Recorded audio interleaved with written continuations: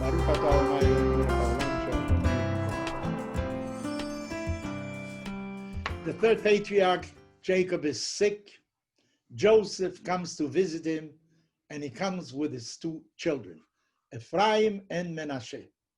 It's the first time that we see in the Bible an interaction between grandparents and grandchildren.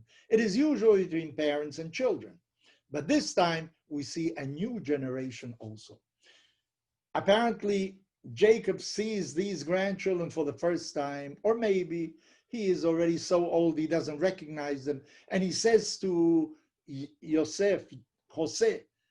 Joseph, who are these two? And he says, these are my two sons, Menashe and Ephraim. So the grandfather says, you know what? Bring them closer to me. I want to bless them.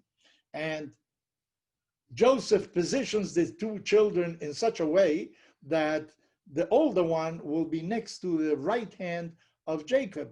But when it comes to giving the blessing, Jacob crosses his hands, and instead of blessing the younger one with the left hand, he blesses the older one with the left hand. The younger one he blesses with the right hand.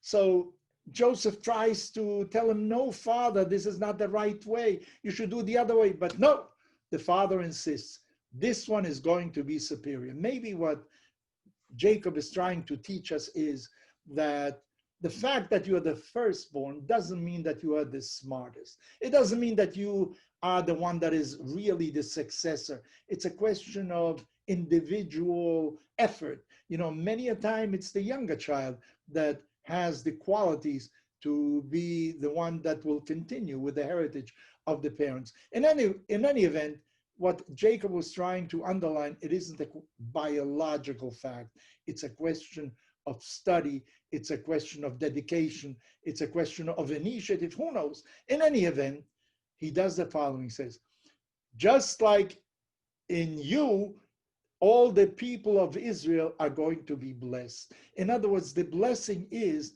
not on his son. The blessing is really on the children, even though the Bible says that this way he blessed Joseph, because Joseph, when he saw that his own children were being blessed, he felt blessed as well. In other words, the blessing for the father is the fact that his children are going to be blessed. But maybe there's also another lesson that we are being taught. We are being taught the following, that it isn't sufficient to have children who follow in your footsteps. You must make sure that future generations will do as well, because Abraham wasn't the first one to discover there's only one God. This was already from before, but he was able to transmit it to future generations. How do we know that future generations are going to continue?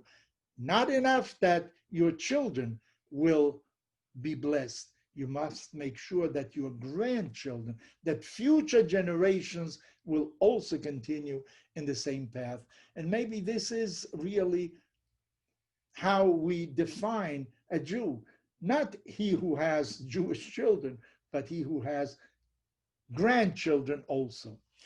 The translation of the Torah of the Onkelos is called, says that the word Evan has to be understood in a different way.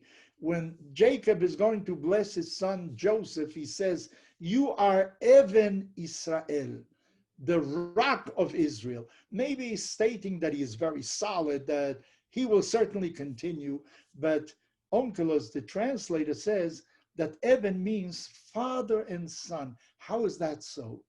The word Evan is spelled in Hebrew, Aleph, Bet, Nun. 3 letters. If you take the middle letter and duplicate it, then you can have Aleph Bet, which means father, and Bet Nun, which means son. In other words, Evan really means there is transmission, there is future, there's a relationship between father and son, and this is what Joseph taught, that even though he was in Egypt, even though he was in a strange culture, he was able to raise his children so that they should follow the Jewish tradition. So we learned that continuity really means not only your children, you have to make sure that future generations follow in the same path. And I think the Jewish people is the best proof thereof. notwithstanding thousands of years of exile, they remained faithful to the tradition of their fathers and ancestors, because there was this transmission not only to sons, but to grandchildren as well.